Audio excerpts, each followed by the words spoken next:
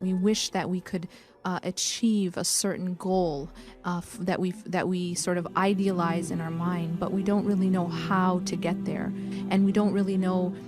Usually, what happens is our mind sort of plays tricks on us, or rather, one could say that the nafs or shaitan plays tricks on us. And what one of those tricks that is played on us is that the goal is made to seem very, very far away. So, for example, suppose that I live a life which is distant from Allah subhanahu wa ta'ala. I live a life which is far from Him and far from His deen. And I'm not really practicing in the way that I really wish I could, in the way that I ought to. And so what will happen is, as an obstacle that I really create for my own self, I'll see it as too difficult to change. I'll think that, yeah, I wish that I could be a better Muslim. I wish that I could have Allah in my life. I wish that I could be close to Allah, but it's too hard. It's too, that goal is just too far away. And so the distance from that goal, the way that distance appears to me, makes me basically becomes a barrier from me achieving or even taking any steps towards that goal. And the reason why this is actually a deception is this, and this is what inshallah I will talk about for today's show, is breaking down this, basically this trick, this deception of shaitan and of the nafs, that this goal of change, this goal is of for example, reaching Allah subhanahu wa ta'ala or changing my life is made to seem so far away, and why that's actually a deception. So people, a lot of times, they live, we live our lives in a certain way, and sometimes we get stuck in certain habits. We get stuck in a certain sort of momentum of our life just because that's the way it's always been, and just because that's what's familiar, and just because that's what we're used to. And we're afraid to make a change. We're afraid of something else, even if it's something better, just because it's different. And a lot of times we are afraid, literally we are afraid of change.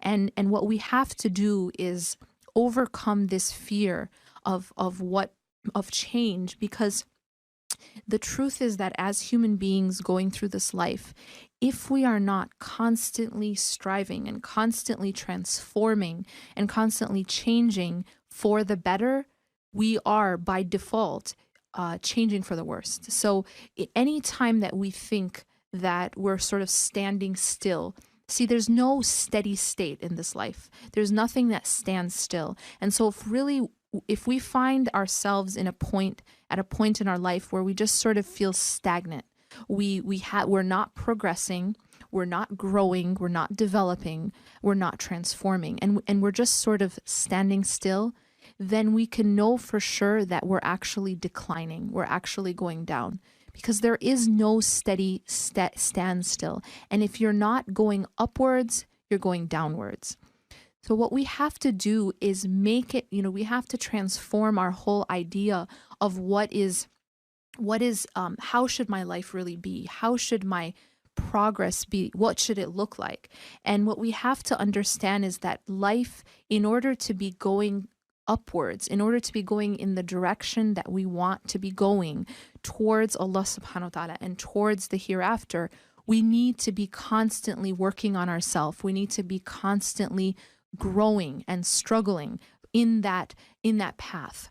If we get to a point in our life where we just sort of feel comfortable, we sort of, it's that kick back, sit down, relax, I'm okay, then at that point that you're on your way down, because that's a point where a believer should never reach, where you just feel satisfied with and when I say satisfied, I don't mean satisfied with what Allah subhanahu wa ta'ala has given you. Of course, we feel satisfied with our lot in the sense of, what color my skin is, and, what race I was born with. And the things in our life the things in our life which we cannot control, those things we should be satisfied with because they're from Allah subhanahu wa ta'ala.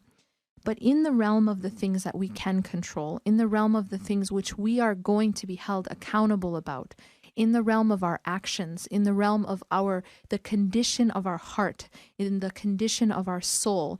In that realm, we should never get to a point where we're satisfied. We should never get to a point where we think, okay, my heart is okay. My soul, I'm good. I'm good. I've reached that point, and I'm the best Muslim that I can be or that I should be, and I don't need to strive anymore.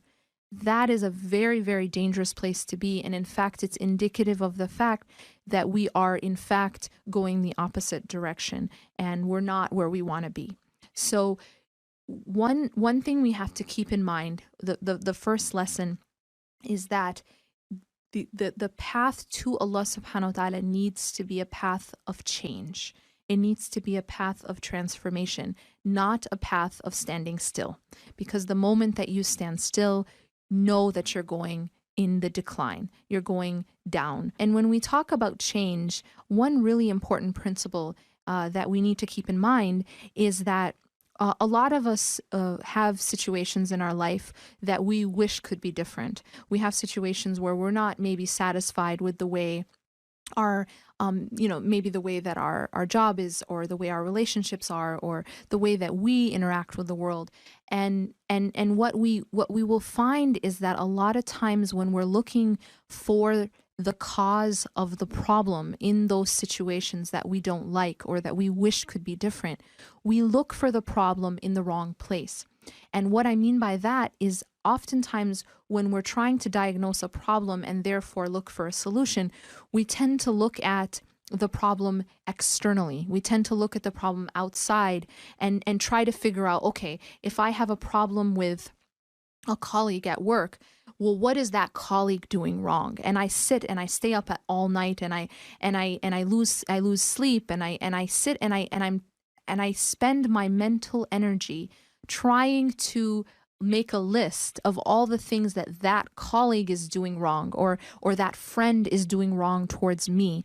And I'm trying, and what I'm doing in this way is I'm trying to find and ascertain the problem and therefore the solution externally. I'm looking externally to find the problem. And the challenge with this is that if I do that, I will never actually find the true problem, and I will never actually find the true solution, because the problems in our life and the things that in our lives that we don't like, oftentimes we don't realize that in order to make a change externally, the change needs to begin internally.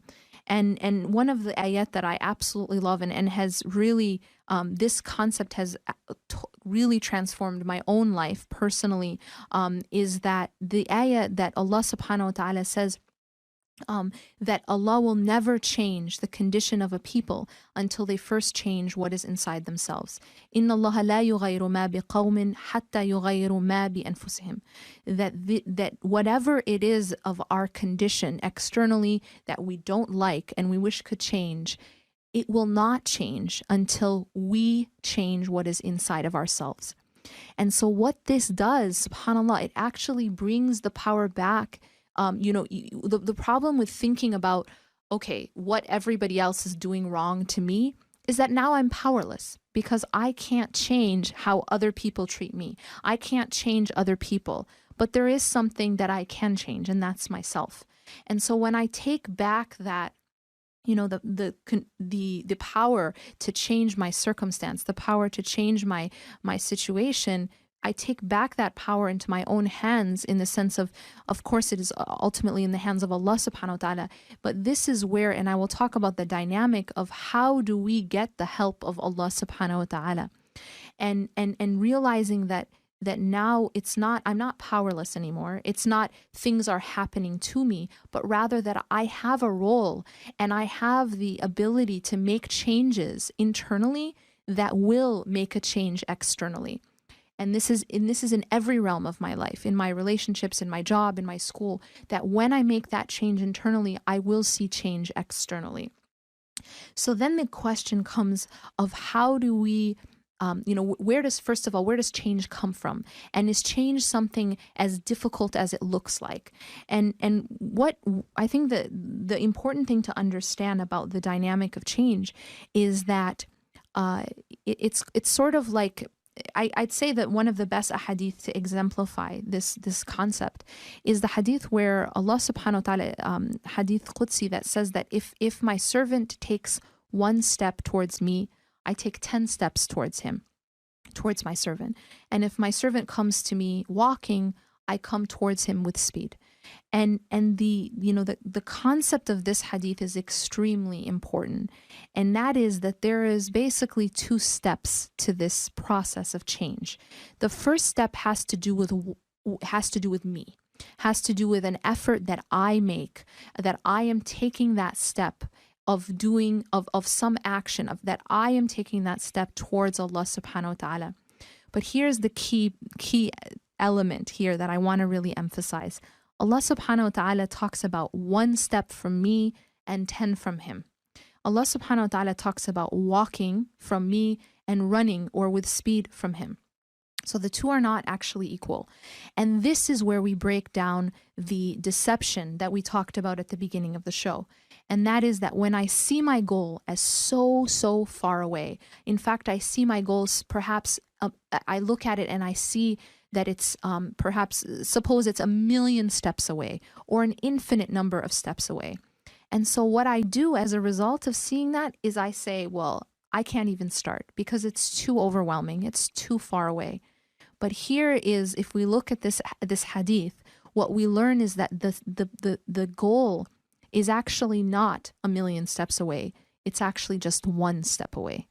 And that's that first step that I make, that first sacrifice that I make, that first action that I make, the means that I take towards Allah subhanahu wa ta'ala. And then the rest of the way, Allah subhanahu wa ta'ala will make easy. And that is where, and this is the essential understanding that we have to have in terms of change. And this is where shaitan tries to get us, is to make the path look so difficult, to make the process of change look too hard so we don't even start. But what we need to do, and in this sort of inner dialogue and with our own nafs, is we need to realize that only the first step is ours, that only that first gesture towards Allah subhanahu wa ta'ala, that first effort, that first step is ours, and after that Allah subhanahu wa ta'ala will carry us. And Allah subhanahu wa ta'ala says this, he's in this hadith as well as in the Quran, when Allah subhanahu wa ta'ala says, whoever strives in our cause, we will guide that person to our way.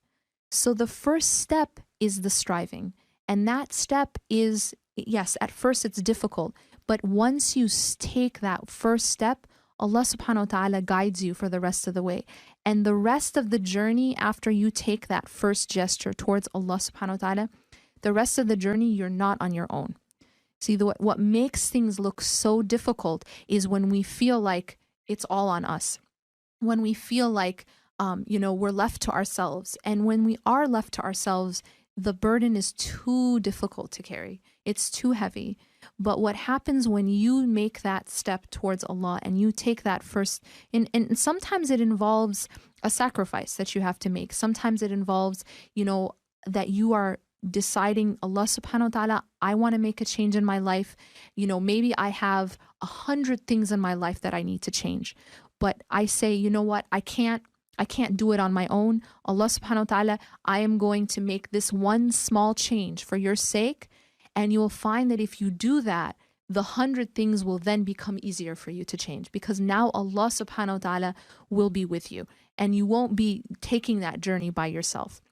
So practically, how do we take something from this and practically apply it? Well, what we do is we look at our life, and everybody knows that everybody has something in their life, or many things in their life, that they wish could be different, that they wish they could change. Things perhaps about themselves that they wish, maybe someone isn't praying regularly, or maybe someone isn't has an issue with certain relationships which are displeasing to Allah, haram relationships with the opposite gender. Maybe it has to do with gender relations. Maybe it has to do with, how they're interacting in their job or in their school, whatever it is. We all have struggles, and we all have things that we really wish we could improve and we could change. And really what we can do practically is go to Allah subhanahu wa ta'ala, admit our weakness, Admit that we can't do it on our own. We can't make these changes on our own. But ask Allah subhanahu wa ta'ala for His help, and ask Allah subhanahu wa ta'ala for His aid and for His guidance, and to make it easy for you. And then choose something, anything that you can do for the sake of Allah, as a gesture to Allah subhanahu wa ta'ala, as if you're saying, oh Allah, I'm going to do this thing for you. I know it's small. I know that I have 100 things that I need to change. I can't do it. I can't do it all by myself, but I'm going to do this one thing, and I'm going to do it and do it consciously with the intention for Allah subhanahu wa ta'ala to help you change the rest, and make that effort. And after that, you will see a transformation, that everything else will then become easier because you have taken that first step towards Allah subhanahu wa ta'ala. Allah inshallah will take you the rest of the way. So don't let the idea that there's too much, so how can I begin, or where do I begin? Just begin somewhere, and you'll find that the rest of the path will be unbelievably made easy. And I'll leave you inshallah with actually a personal story that happened for me. And that is when I was younger, I basically came to a point in my own life where I grew up obviously in this country, and I never went to Islamic schools. As a in middle school and everything, I went to public school. And so sometimes we don't necessarily live the type of life that we want with the Islamic identity that we want. And I came to a point in my life where I made a change, where I took a different path. And what it was that sparked that change in me was actually a promise that I made to Allah subhanahu wa ta'ala. And it began, I had gone to like one of those youth camps actually. And while I was there, I think I went there with this very deep down desire to be different, the desire to sort of to be a devoted Muslim and to be different, not just to be one of the crowd, and in the sense of my friends weren't Muslim, my company, I wasn't living the way I wanted to. And so what happened was, when I went there with that deep intention, and when I was there, I decided that I wanted to make a change. And I was afraid that when I went back, to my home, that I would, that decision would I'd just go back to my regular life. And so what I did, so that I would be compelled to stick with that new path, is I made a promise to Allah subhanahu wa ta'ala. And the promise that I made at that point in my life, and this was just before high school actually, the promise that I made at that point was that I would never miss another prayer. Because what happens when you start to, when you're a kid and you start to like, you're praying because your parents are telling you to pray, and then it sort of becomes like a habit, where not praying becomes a habit. A'udhu billah. So the first thing that I did was I made that promise to Allah subhanahu wa ta'ala, and that's where I began, is that I would never miss another prayer, and that I would cut off with any type of company that I had, or any type of relationships that I had, which were not good for my relationship with Allah subhanahu wa ta'ala, and that were displeasing to Allah. So those were the two promises I made. And in fact, after that, I was able to do those things, and from then onward until today, and that was a long time ago, that it was a different path, and Allah subhanahu wa ta'ala, He paved that path. And it was because of just that gesture, that desire, and that action towards that way of Allah subhanahu wa ta'ala. And after that, Allah subhanahu wa ta'ala takes you the rest of the way. أشرقت نفسي بنور من فؤادي حينما رددت يا رب العباد وانتشت روحي